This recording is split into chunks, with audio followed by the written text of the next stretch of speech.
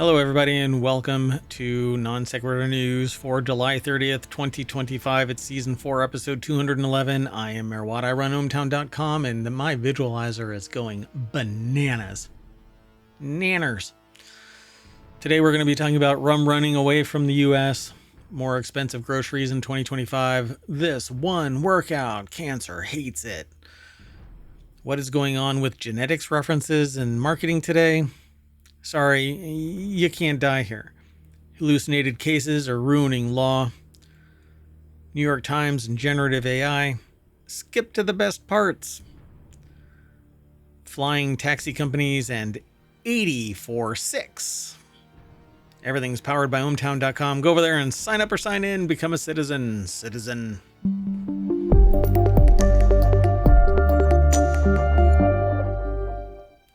All right, well, welcome back if you are coming back. Hello, if we're meeting for the first time. I uploaded my consciousness to a quantum computer, and now my visualizer is going nuts.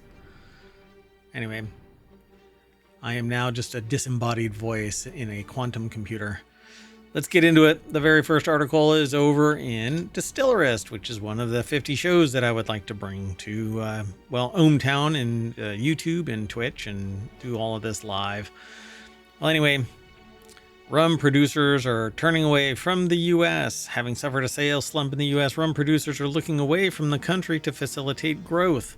The worst thing that could happen to my brand is to be super trendy, super fashionable, says Gregoire, Guiden, president of Spirabam and the CEO of the spirits division of the group, Bernard Hyatt, or GBH. The portfolio includes St. Lucian rum brands, Bounty, Chairman's Reserve, Admiral Rodney, as well as Rum Clement and estate-grown agricole rum JM from Martinique, and Mauritian brands, flavored rum Beach House and Arcane, which is focused on the terrier of the islands. And my gosh, there's a lot. Well, the article is over at the spirits business. Claire Dodd put the article together. Yeah, so there's a sales slump in the U.S. for rum. So rum producers are going elsewhere. I don't know. There's a lot of rum in the United States, and there's domestic rum, but I really don't like, xenophobic kind of existence. It is kind of diversity that really gives you a whole bunch of options. The reason why we have macro beers is because lack of diversity, and nobody could do any home brewing, and we still can't do home distilling. But then the market for micro breweries, home breweries, hyper local breweries just blew up, and now you can't poke a stick anywhere without hitting somebody that makes their own beer. I would love to do that with distillations too, but there's a lot of danger, much more dangerous than beer brewing. I mean, beer brewing is basically Play-Doh compared to nuclear weapons when it comes to distillation. So the party may be over, it says, at least for flavored rum. IWSR data reveals a complex picture for a spirits category that always seems to be one step behind its true potential. Over the past 5 years, rum's underperformance in key market, the U.S., led by losses in flavored alongside a pack of premiumization and a shortage of new brands, is concerning. Rum fell into decline from 2022 to 2024, with all subcategories posting volume loss, says IWSR US data. The largest category, flavored rum, saw the worst decrease. Diageo's results for the second half of 2024 showed a 12% organic sales drop for Captain Morgan in North America. Yeah, we're just not drinking a lot, which is ironic because you'd think that it would be a coping mechanism. While premiumization is happening, it is at lower price tiers than whiskey and tequila, with most occurring between value and standard price tiers that IWSR is noting. With no standardized framework that indicates quality or set requirements for production, it's hard to ask consumers to progress through price points en masse. There's just rum. And so some of it is white, some of it is flavored, some of it is dark, etc., etc. But I guess there's no standardized framework. Maybe that's what we need. And considering I love rum, I that's my favorite. Yeah. I'm so into rum that I have a pirate tattooed on my arm. So I am a pirate at heart, I guess. Okay. The leading value market for the category in the US is losing volume and value, and this will be a worry for companies trying to play in the premium and above rum segments. In the US, France, and the UK, the most important markets for premium and above rums, we are forecasting category declines. Premiumization will continue in the category, however. Spain, Mexico, and the Dominican Republic are losing volume but increasing value because people still want it. But if the price goes up and people are still buying it, then they can make more for less because rum really doesn't, go stale. Most alcohols don't. Anyway, rums have always suffered, they say, and will continue to suffer from different age statement standards and meanings and resulting consumer mistrust. Unlike scotch or cognac, where you know exactly the minimum age of the liquid you're buying, no one really knows how much 23 or 21-year-old rum there is in a bottle with these numbers on the label. So it's time to lock it down, folks. Let's do it. Let's give some provenance to rum. I mean, there's some really good rums out there. All right. Well, anyway, let's keep on going. The next article is over on the Mobile channel. 5 grocery items besides eggs that are more expensive in 2025. And look, you can sit there and say, well, everything gets more expensive with time, but no, look at the consumer price index compared to the producer price index, and you will see that people are paying more. They're getting less options, and the profit margins are bigger for these companies that are buying from the producers because they are actually the producers themselves. They own the production, the entire means of production, all the way up to retail. New data from USDA and BLS explain why your grocery bill might be increasing, even if you're cutting back on eggs. The article is over at QZ.com or Quartz. Ben Kesslin put the article together. New data from the USDA and BLS. So I don't know how much of the information you can trust. The agency recently released its updated food price outlook, which tracks the cost of everything from beef to sugar. Beef has gone up, I guess. If you tried to make burgers for a summer barbecue recently, this one probably comes as no surprise. The cost of beef is at record highs, according to the US BLS, the Bureau of Labor Statistics. Currently hovering at $6.10 a pound for ground chuck. Uncooked beef steaks are also at record prices, averaging $11.49 a pound.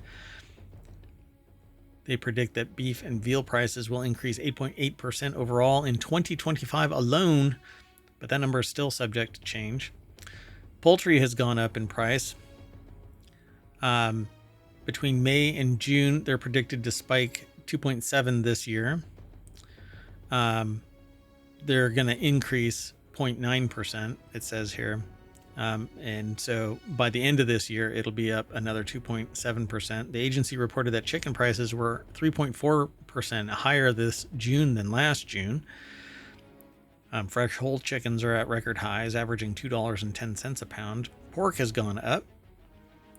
Not as much. It's kind of modest, although it says here pork might be the best choice meat for price-wary consumers, although it hasn't been immune to a price increase, but it went up 0.2 between May and June. And a pound of pork is up 0.5 more than June, this June than it says than listed, but than last year. The USDA predicts that the cost of pork will rise by 0.9 or roughly just 1% in 2025, which isn't that big of a deal. Sugar and sweets, that has gone up. The agency said that sugar and sweet prices increased 1.2%. Again, this is just between May and June. Okay. So if it continues that trend, and who knows if it will or won't, they're saying all told, sugar beets and sweets will cost 5.5% more this June than last. And sweets in general are set to increase by 5.1% this year. And I would suspect that the prices are going to go up even more. So, and then juice and other non-alcoholic beverages. This is the number 6 on the list. All told, the cost of non-alcoholic beverages are set to rise 4.1% in 2025 alone. So unless you get an 8% raise in your salary, you're not cutting it anymore. You can't even buy this stuff. It's too expensive. So let's move on. The next article, and this is all part of the science, technology, and society that I talk about here in ohmTown, and across all of the different podcasts and shows, of which Technology Today is just one of them on Sundays. This one is a study has found out that one workout can cut cancer cell growth by 30%. New research from Edith Cowan University has found that just one session of exercise, either resistance or high-intensity interval training, HIIT training, can trigger anti-cancer cell effects in breast cancer survivors. New findings from the Edith Cowan University suggest that one session of resistance training, but in what time frame? A day? Edith Cowan University put the article together. It's over on scitechdaily.com. PhD researcher Francesco Betariga discovered that a single workout can boost the production of myokines, proteins released by muscles during exercise that are known to have anti-cancer properties. His data, Francesco, his data showed that these proteins could potentially slow cancer cell growth by 20 to 30%. Exercise has emerged as a therapeutic intervention in the management of cancer, and a large body of evidence suggests that it shows that the safety and effectiveness of exercise as medicine, either during or post-cancer treatment. So I'm really curious what they are, what their particular... Hold on, I'm going to find this. What is their focus? Oh, goodness. Hold on. I'm going to look this up while I'm doing this, this show, because every time I've ever seen anybody talk like this about something as, focused as this,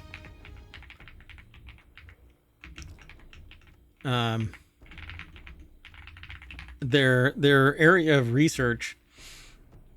Oh my God. Yeah. Their area of research is exercise oncology.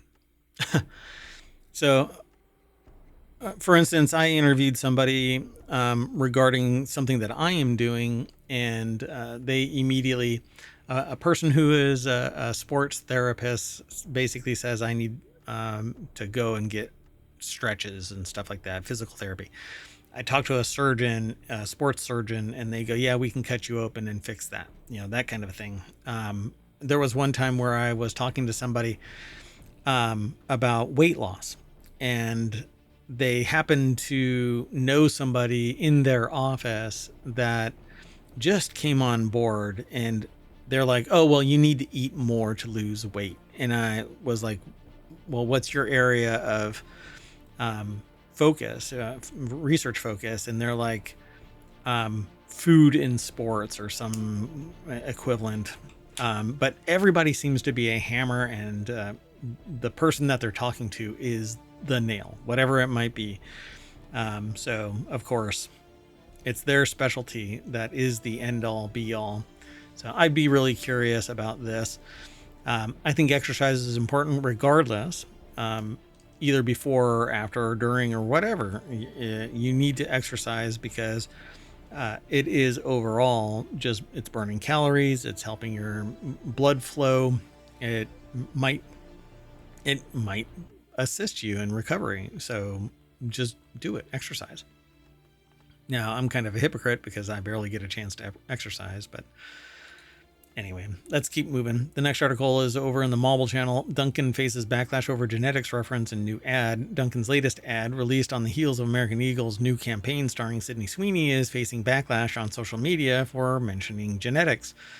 But it is kind of weird. This article is over at adweek.com. Yeah. So Elena Cavender put this article together. The ad stars the Summer I Turned Pretty star Gavin Casalengo and promotes Duncan's golden hour refresher by playing on the skin, on the actor's golden tan skin, where they mention basically, and also in this article, they talk about how Sydney Sweeney is the face of American Eagle's genes, and they mention, Sydney Sweeney has great genes. And then in the ad, Sydney Sweeney is sitting there saying genes are passed down from parents to offspring, often determining traits like hair color, personality, even eye color, which is kind of like no shit news at 11. But anyway, I'll keep my personal opinions to myself about this. The fact is that the guy that is in the ad here, this Gavin Casalengo, he mentions in the ad, how I got this, what is it, this tan. And then they say genetics. I got my color analysis back, and guess what? Golden summer. And they describe in the article, color analysis refers to the beauty trend of picking colors that look best on skin, based on skin tone. So there's a lot of blowback about this Duncan YouTube thing and American Eagle. And, it's kind of one of those things where tell me you're not racist without telling me you're not racist. Or tell me you're racist without telling me you're not a racist. Because, well, first off, yeah, we're a product of genetics, but we're also a product of environment. And when people suffer through a lot of trouble and strife, they are negatively impacted health-wise. And so when you basically have an entourage of people that are helping take care of you because you as a person are an asset, and your face, your hair, makeup, whatever else, dress, etc., is all tailor-made to you, then you're really offsetting the natural order of things, in that you are manipulating things into a fake reality. So American Eagle is a fake reality. The marketing that you get from Duncan is a fake reality. It's all reality hacking. So take all of that with a grain of salt. The problem is that people buy into it because we are sold a bill of goods and we want to be part of in crowds. It's basic social science. We're basically manipulated. So people on TikTok and YouTube and Twitter and everywhere else are sitting there saying, what's up with the ads and the word genetics right now? And, well, it's because everything old is new again. And I'll just leave it at that. Everything old is new again. Just look at history and you'll see it repeating. One creator posted a video arguing it's especially odd for Duncan to mention genetics, given that unlike the American Eagle ad, there is no gene-related pun. It received over 36,000 views at the time of writing. And true, it's a drink. It has nothing to do with a person's skin. So why are they even bringing it up? Well, because there's an undercurrent in society. So open your eyes, pay attention. The next article is over in the Mobile Channel. It's now illegal to die in this small town, and here's why. In the Andalusian village of Lanaron, I guess it is, Spain. I'm sure I'm butchering the inflection there. Dying is technically illegal, not in a spiritual, life-affirming kind of way. Literally illegal, like municipal edict level illegal. Back in 1999, the mayor, Jose Rubio,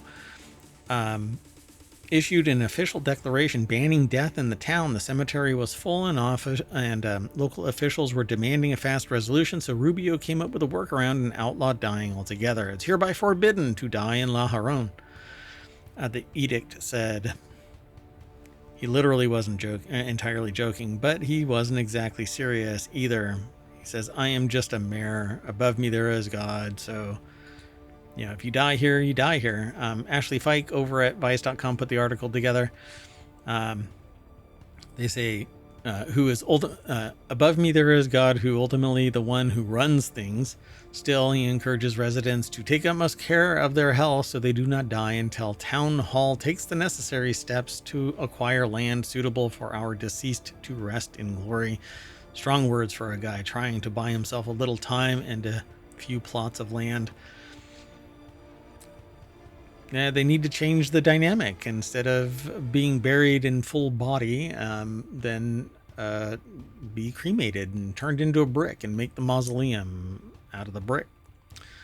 So that was over 2 decades ago. It's unclear if the town ever expanded the cemetery, but as of now, it's still working with just the one. Oddly enough, La Haronne is mostly known for its healing mineral springs and spa culture. TikTok has recently discovered it as a wellness travel spot, which might explain why this long-forgotten death band is making the rounds again on meme pages and travel blogs.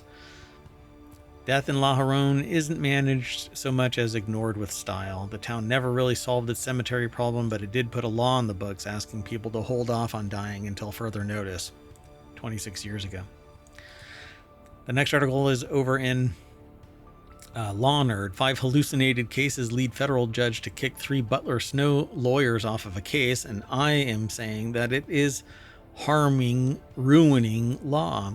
It's these dipshit attorneys who are using hallucinated cases, and in doing so, they're impugning the integrity of law and moving forward the needle of getting rid of lawyers to use nothing but AI, or at least allowing AI to take precedent when it really should be the attorneys that are doing the due diligence and being able to argue and debate the facts of a case, the merit of, recompense, solving the problem of making somebody whole or charging somebody with violating the social contract. But hallucinated cases making their way into argument means that we're no longer founded on truth. We're founded on whatever bullshit AI decides to generate, and whoever is looking at the case law decides, yeah, that's good enough. Let's just put that in there.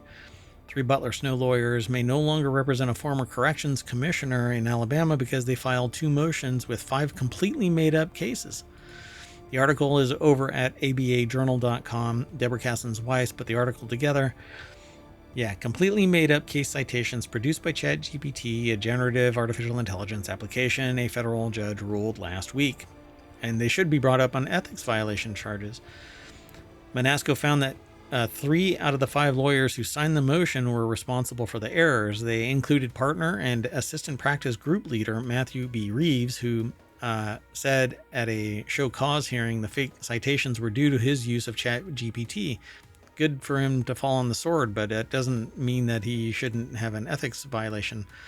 A second sanctioned lawyer was involved in the drafting process, and a third was the practice group leader. So all of this should have been verified. I mean, for crying out loud, that's why you all have LexisNexis and Westlaw. Just do your freaking due diligence. You're getting paid $400 an hour at least, I'm sure. Oh God, it's so disgusting. Anyway, the citations hallucinated by ChatGPT either don't exist or don't stand for the proposition for which they were cited, Butler Snow said in a May 19th filing. The firm apologized for the error and said that the use of AI violated the firm's policy, so these 3 are probably going to be out. Butler Snow also hired Morgan Lewis and Bacchius to review all case citations involving the 5 lawyers in federal courts in Alabama and the 11th Circuit. It's kind of like a cop getting busted for something unethical. They have to go back and look at all of the other charges. So 28 Morgan Lewis attorneys reviewed more than 2,400 separate legal citations across 330 filings. According to this, it says no other instances of incorrect case references were found. Wow. Let's keep going. The next article is over in WarCrafters. The New York Times thinks generative AI is like Pac-Man ghosts and also the Matrix, because nobody gets to be normal about this stuff anymore. The New York Times is being hazed by game dev social media over what the author of this article can only describe as one of the most naive articles about AI ever seen. The pointing and laughing is happening on Blue Sky, among other places, over a paragraph that claims generative AI is being embraced by the video game industry, which sure makes sense because we are giving those funny Pac-Man ghost AIs in the past. And isn't that the same thing? No, it's not. Though being weary of simply taking a lone paragraph out of context, they went ahead and read the entire thing and they linked to it. Pac-Man ghosts in the past were not AI, but okay. Harvey Randall over at PCGamer.com put the article together. They say, am I being baited? I think I'm being baited. So the piece immerses us in a nice balmy pot of misunderstanding soup with the sentence, it sounds like a thought experiment conjured by Rene Descartes for the 21st century. Who, boy, whatever that all means. As writer Zachary Small then goes on to reference this video, and they link to it, that went viral a couple years ago, wherein a YouTuber gets proportionally freaked out as generative AI NPCs start getting a bit existential in a tech demo by Replica. They say they'd link to Replica, but the company doesn't exist anymore, which, to be fair, the article does acknowledge several paragraphs down. The New York Times frames this as some kind of brush with the machine god. Everything was fake, a player told them through a microphone, and they were simply lines of code meant to embellish a virtual world empowered by generative artificial intelligence. And I guess they have a crisis of conscience and freak out. It's just kind of weird because the AI is going to act however it's programmed to act, whatever its bumpers are. And in this case, I guess it freaked out. So to be clear, generative AI has been having a major impact on video games, both in the fact that there are legitimate use cases being found and the fact that excitable CEOs are getting ahead of themselves and mandating employees use it, which is a normal thing to do with a technology you're naturally finding use cases for. So the ones that everybody has done, the paragraph that everybody's dunking on is this. Now I'm going to read what they wrote in this PC Gamer article. Most experts acknowledge that a takeover by artificial intelligence is coming for the video game industry within the next 5 years, and executives have already started preparing to restructure their companies in anticipation. After all, it was one of the first sectors to deploy AI programming in the 1980s, with the four ghosts who chase Pac-Man each responding differently to the player's real-time movements. They say they're just going to rattle off the problems with this statement one by one. First up, which experts? Sure, NVIDIA CEO says AI is coming for everybody's job. CEO of Larian Studios, Sven Wink, I'm not sure how they pronounce Wink. I'm not sure how they pronounce their last name. Someone who actually makes the games isn't nearly as convinced. While the developer does use generative AI for early stages of prototyping, basically anything thereafter is made by hand. CD Projekt is also steering clear because of the quagmire of legal ownership. Just isn't worth it, because anything created by AI in the United States can't get copyright. There are no protections, not yet.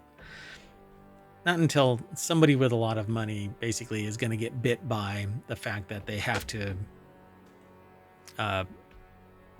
produce it. So, and when somebody stands to make a shit ton of money, that's when everybody's going to start getting rights for AI with their productions. Right now, I don't think there's enough money demanding it. There's just a lot of passion about human created works. But nothing from AI is all on its own. It has to be created by an input from a human saying, do this. And then it's an exercise in compromise. So anyway, then there's this coup de grace on the lump of coal, the comparison to the ghost of Pac-Man, as if that has anything to do with anything.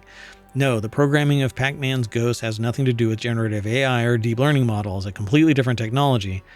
A person gave them their distinct personalities. To be clear, this is about as relevant as saying the video game industry is adopting AI because Crazy Taxi had a pointing arrow in it that leads to your next objective. Yeah, I mean, it's just such a misinterpretation of what computer science and software engineering and game design is. Anyway, let's keep going. The next article is over in Non Sequitur News. YouTube makes it easy for users to skip to the best video parts. It seems YouTube is finally giving its TV app the AI feature that lets you skip to the most interesting parts of a video. Android authority Mishal Rahman reports that the jump ahead perk for the YouTube premium subscribers appeared in NVIDIA's Shield TV yesterday, a feature that was previously exclusive to YouTube's web and mobile platforms, which I've never seen.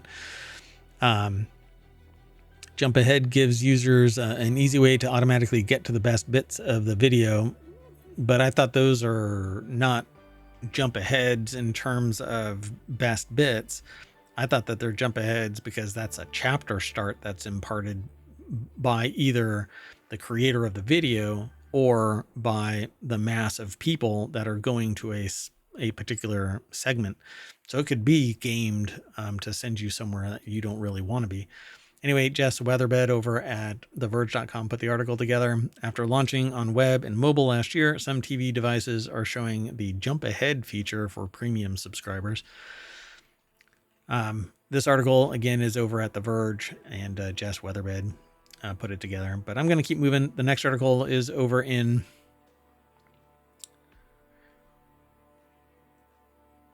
Sorry, got distracted there. The next article is over in Technology Today. These flying taxi companies want to soar over gridlock for the cost of an Uber. On a recent morning downtown, Eric Allison hopped into the back seat of a sleek 6-propeller air taxi and began to explain his company's vision for the future of transportation. Luke Ramseth over at TechExplorer.com put this article together. Sadie Harley and Andrew Zenin put edits in and reviewed it. So imagine pulling up your Uber app, said Allison, the chief product officer for Joby Aviation, and ticking a Joby option. A car soon arrives and shuttles you to a nearby vertiport. A few other rideshare folks are waiting there too, and 4 of you pile into the EVTOL, short for Electric Vertical Takeoff and Landing Aircraft, along with a pilot. A 20-mile or so trip over gridlocked city, perhaps to an airport, where you'll catch a flight, is quick and quiet.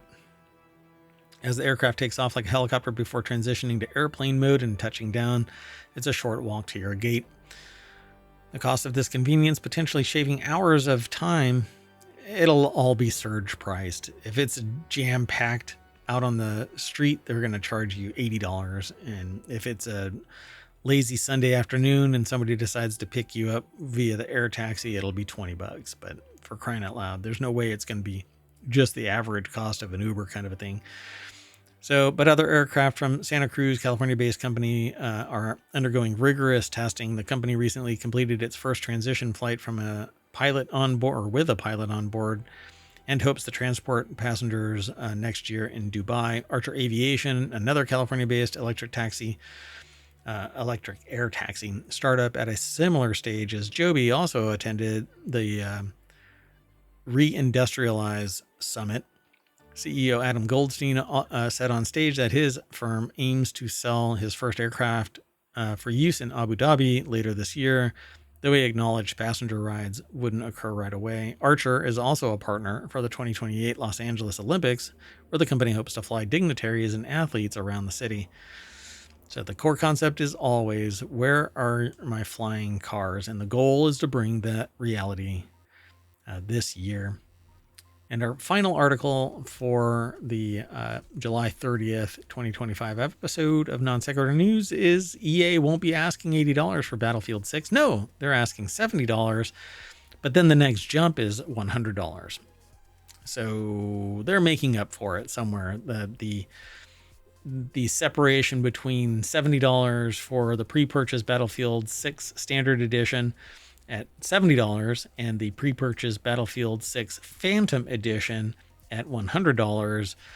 The people that want basically more pay to play is they're going to be paying the $100. And so why have the 80? It's, just a mere $10 more. Now the difference is $30 from 70 to 100. So they're going to be making $20 more than having just the $80 version there. Yeah. So the article is over at Kotaku. John Walker put the article together. So all of that was my observation. But they said that it had been widely suspected that the game would be $80 given the wider industry trend, and not least when the game is rumored to have a budget of $400 million. However, speaking during Q1 earnings call, they basically said, we're not looking to make any changes on pricing at this stage. So, yeah. And then they said the bump up to $80 has proven controversial for for the games industry. Microsoft led the way back in May, announcing that its first-party games would be an extra $10, performing a reverse ferret over the price of Outer Worlds 2 last week, and simultaneously announcing this holiday's Black Ops 7 would be $70 too. Nintendo just drove straight in, even testing the waters at $90. Others made extremely tone-deaf comments about how people could just cough up the extra if they were a real fan before being shamed into shutting up. So yeah, it's Battlefield 6 is going to be $70 and $100. And I think people will pay the $100 because, what's an extra $20? I mean, $30. Yeah, they were ready to pay 80. So now the gap is 30. 70 will get you the very basic version of the game without a season pass, DLC, etc. And it'll make sure to let you know that when a pedestrian person like you are going to choose it. Fortunately, there's a far smarter option of never pre-ordering anything because it's a scam, says the author. I don't know. I want to be able to play the game. Not this game, but I'm not going to be pre-purchasing this. Now, Ashes of Creation, on the other hand, God. I bought the hype on that, and oof, it's hurting my soul watching that. Anyway, got a lot of work on my plate as mayor, and going to be launching some stuff this year. For sure, I'll have all the pieces, so to speak, in place, and I look forward to announcing them here in ohmTown and announcing where you can get them. Woo woo. All right. That's it. I'm out of here. Have a good night, everybody. Bye-bye.